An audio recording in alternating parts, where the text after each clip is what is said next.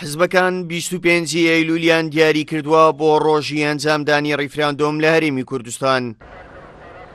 4 مانگیشی ماوە بۆ کۆتایی هاتنیە و خولەی پەرلەمانی کوردستان، بەڵام تا ئێستا هیچ وادەیەک دیاری نەکراوە بۆ ئەنجامدانی هەڵبژاردنەکانی پەرلەمان و سەرۆکایەتی هەرێمی کوردستان.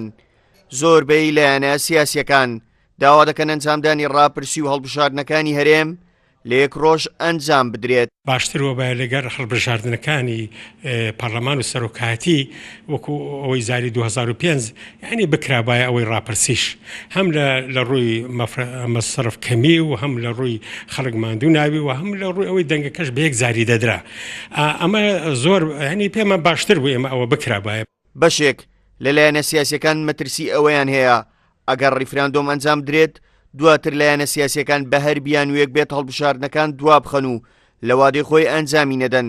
بۆ ئێستا داوا دەکەن پەلە بکرێت لە دیاریکردنی ڕۆژی هەڵبژاردنەکانی پەرلەمان و سەرۆکایەتی هەرێمی کوردستان. ئەم پرۆسێ باشترەوە بێگزار بکرێت چونکە دواخستنی هەڵبژاردنەکانی پەرلەمانی کوردستان و سەرۆکایەتی هەرێم بۆ دوای ڕیفراندۆم کۆمەڵک گومان لە دەوری خۆی کۆ ئەکاتەوە چێ دەڵێت ئەم هەڵبژاردنە لە کاتی خۆی ئەنجام ئەدرێ و ئەمڕۆ پرۆسەی سیاسی لە هەرێمی کوردستان پەچی کەوتووە تاکە ڕێگایشیش بۆ کارەکردنەوەی ئەنجامدانی هەڵبژاردنێکی شەفاف و عادلانەی لە کاتی خۆیدا. کۆمسیۆنی سەربەخۆی هەڵبژاردنەکان و ڕاپرسی لە هەرێمی کوردستان کە ئەنجامدانی ڕیفراندۆم یەکەم تەجربەی کارکردنیەتی تا ئێستا سەرپەرشتی هیچ هەڵبژاردنێکی نەکردووە بۆ لایەنە سیاسیەکان وەکارە ئاسانیەک بۆ کۆمسیۆن و خەڵک و کەمتر بەهەدەردانی بودجە داوا دەکەن هەڵبژاردنەکان و ڕیفراندۆم لە یەک ڕۆژ بێت.